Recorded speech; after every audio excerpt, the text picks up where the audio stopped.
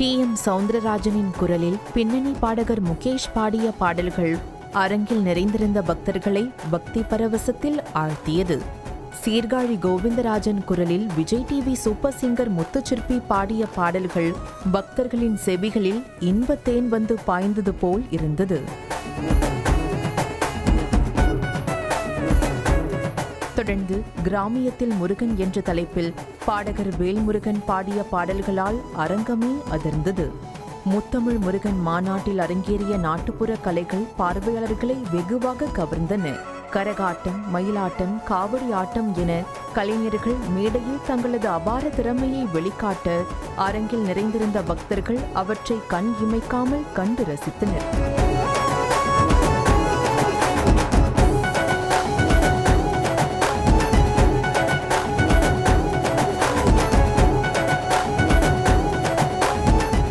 இதற்கிடையே சென்னையில் இருந்தபடி காணொலி வாயிலாக விளையாட்டுத்துறை அமைச்சர் உதயநிதி ஸ்டாலின் மாநாட்டில் வாழ்த்துரை வழங்கினார். அப்போது அறநிலையத்துறையின் பொற்காலமே திமுக ஆட்சிதான் என பெருமிதம் தெரிவித்தார். திடீரென்று நடத்தப்படுகின்ற மாநாடு அல்ல.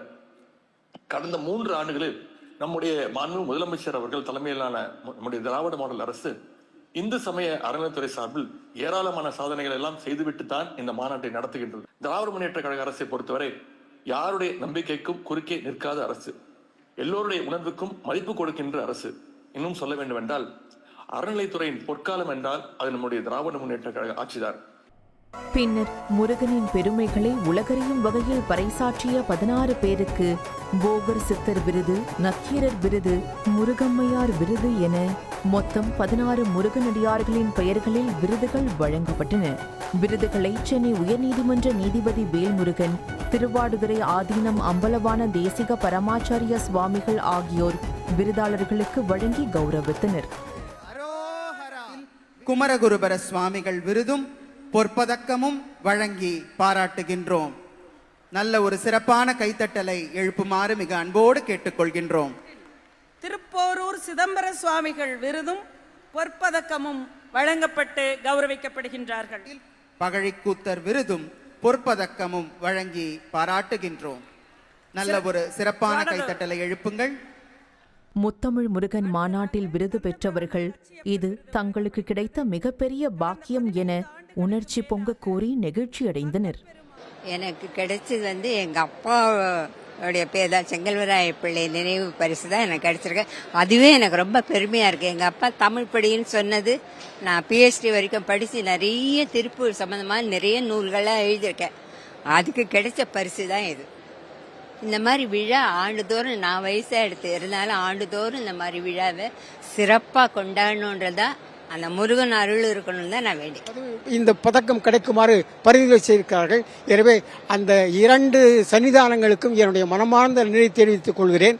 அதோடு இந்த மாநாட்டின் காரணமாக மக்கள் மிகச்சிறப்பாக முருகனை பற்றி அறிந்து கொள்வார்கள் என்பதே எள்ளளவும் சந்தேகமில்லை. எங்களுக்கு தமிழ் பேராசிரியர் முறையே தெரிந்த கருத்து தான். ஆனால் நிறைய செய்திகள் மக்களுக்கு தெரியாதுல்ல. அந்த தெரியாத அந்த முருகனை பற்றிய செய்திகளை தெரிந்து கொள்வதற்கு அரிய வாய்ப்பு, மிகச்சிறந்த வாய்ப்பு.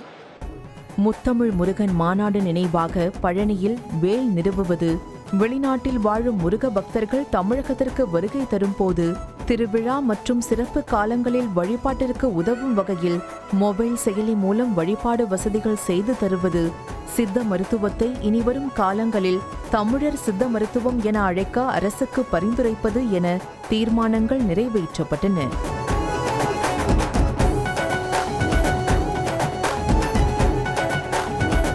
அதேபோல் தமிழ்நாட்டில் தொன்மையான முருகன் திருக்கோவில்களை தேர்வு செய்து திருப்பணிகளை மேற்கொள்வது, அறுபடை வீடு திருக்கோவில்களில் முருகபக்தி இலக்கியங்களை மையப்படுத்த திருவிழாக்கள் நடத்துவது, அறுபடை வீடு பயணம் செய்யும் பக்தர்களின் எண்ணிக்கையை 1000 1500 உயர்த்துவது உள்ளிட்ட 21 தீர்மானங்கள் மாநாட்டில் நிறைவேற்றப்பட்டன. முன்னதாக அமைச்சர் சேகர் பாபுவுக்கு பழனி முருகன் கோவில் அறங்காவலர் குழு சார்பில் வேல் கொடுத்து கௌரவிக்கப்பட்டது. மாநாட்டின் நிறைவு விழாவின் போது மேடையில் இருந்த ஆதீனங்கள் காலில் விழுந்து ஆசி பெற்றார் அமைச்சர் சேகர் பாபு. பின்னர் செய்தியாளர்களிடம் பேசிய அமைச்சர் சேகர் பாபு, பழனியில் நடைபெற்ற அனைத்துலக முத்தமிழ் முருகன் மாநாடு மாபெரும் வெற்றி பெற்றதாக கூறினார். இந்த அனைத்துலக முருகர் பக்தர் மாநாடு மாபெரும் வெற்றியடைந்ததை மகிழ்ச்சியோடு உங்களிடையே பகிர்ந்து கொள்ள விரும்புகின்றேன். மாநாட்டின் முதல் நாளை காட்டிலும் இரண்டாவது நாளில் பக்தர்களின் எண்ணிக்கை வெகுவாக அதிகரித்தது. விழா அரங்கம் முழுமையும் ஆயிரக்கணக்கான பக்தர்களால் நிரம்பி வழிந்தது.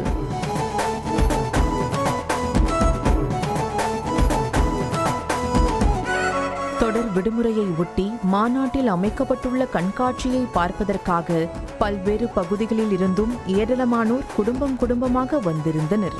சிறியவர்கள் முதல் பெரியவர்கள் வரை 3D அரங்கம் மற்றும் விர்ச்சுவல் ரியாலிட்டியில் அறுபடை வீடுகள் மற்றும் முருகனின் பெருமைகளை பிரத்யேக கண்ணாடி அணிந்து பார்த்து வியந்தனர். முருகனின் பெருமைகளை கூறும் ஆன்மீக சொற்பொழிவு, கருத்தரங்கு மற்றும் பாடல்களினால் பக்தர்கள் அனைவரும் பரவசத்தில் உறைந்தனர். மாநாட்டில் கலந்து கொண்ட பக்தர்கள் அனைவருக்கும் இலவசமாக பிரசாத பைகள் மற்றும் 3 வேளையும் உணவு வழங்கப்பட்டது. ஞாயிற்றுக்கிழமையுடன் மாநாடு நிறைவடைந்த நிலையில் கண்காட்சி அரங்கை பொதுமக்கள் பார்வையிடுவதற்காக ஆகஸ்ட் 30ஆம் தேதி வரை அனுமதி நீட்டிக்கப்பட்டுள்ளது.